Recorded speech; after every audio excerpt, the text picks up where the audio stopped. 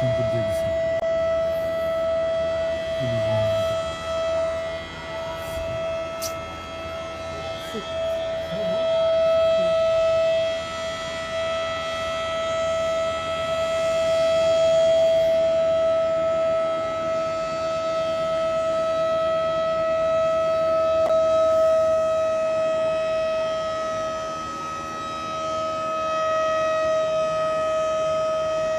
Helicopter চলে গেছে।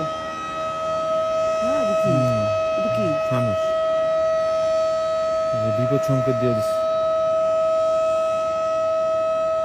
সব বাইরে যেতে গেতেছে। কেন ভিতরে কি আগুন টাগুন দিচ্ছে নাকি? না না, বিপদ সংকেত এটা।